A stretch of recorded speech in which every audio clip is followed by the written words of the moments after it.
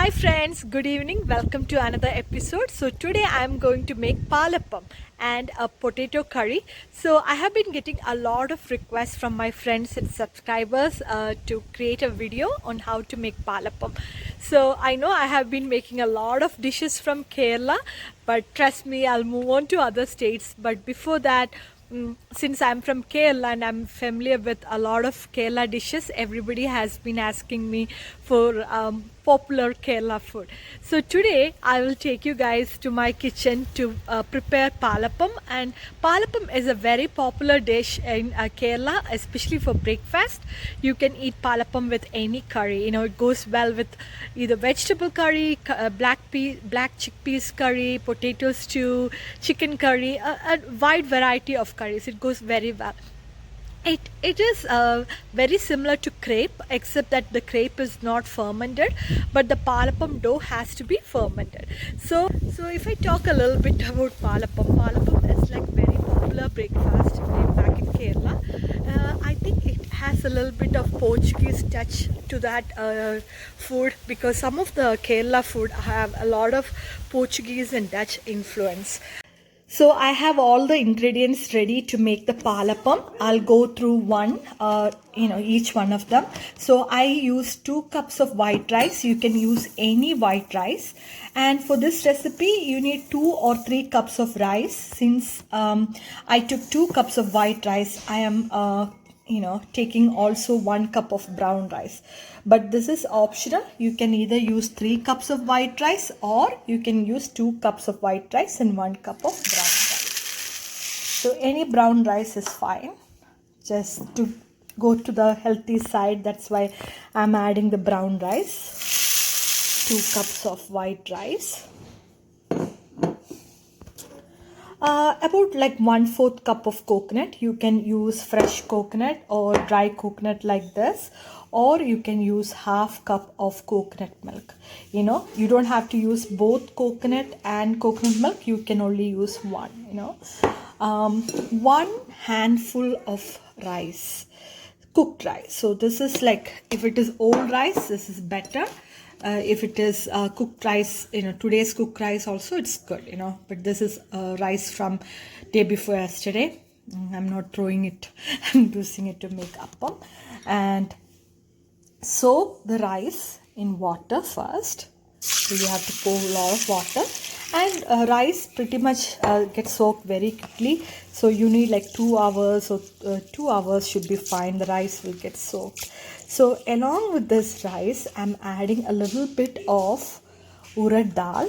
I don't know if everybody uses it, but I use a little bit of Urad Dhal because Urad Dhal gives a really good soft and fluffy texture to the appam.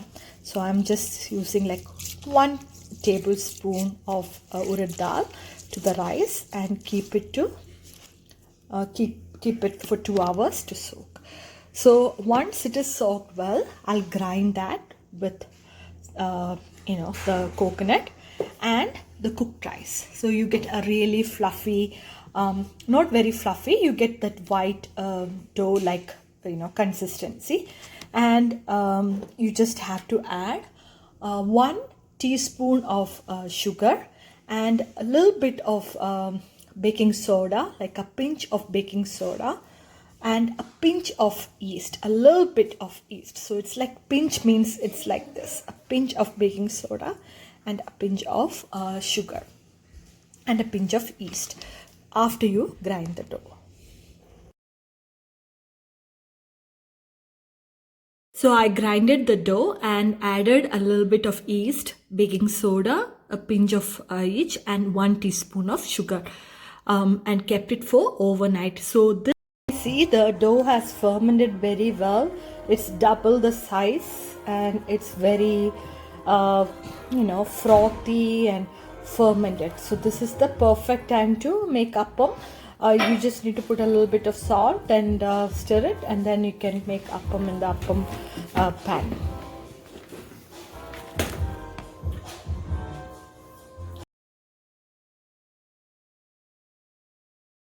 I poured a little bit of dough to a bowl, added a little bit of salt, and my appam pan is ready. It's hot, and I can start making appam. So I'm using a Palappam non-stick pan. If you don't have this Palappam pan, you can use normal griddle. In that case, appam will comes out a little circle, not the crepe like one. So I'm going to add the appam dough slowly into the appam pan with both hands. So let me do it and then I'll show you. Let's check our appam.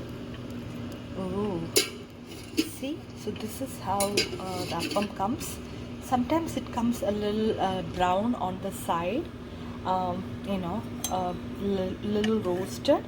Sometimes this comes like this. So this is like the velle appam, means the white palappam. So it's ready to take. Spatula is always your hand, right? So you always make sure that you have a plate next to the pan so you can put the fresh appam directly to the plate. Now I'll show you the curry that I made. It's a simple potato and green pea stew. I only added some turmeric and salt and pepper, no other spice.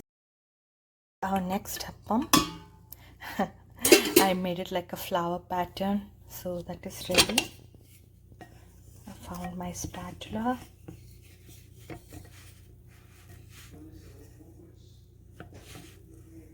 Sorry, trying to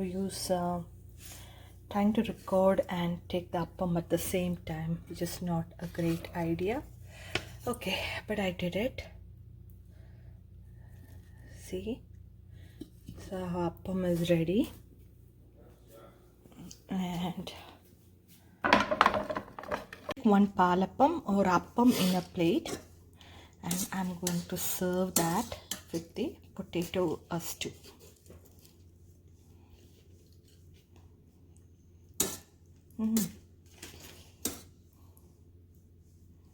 Mama, look. E-A-T. What does that spell?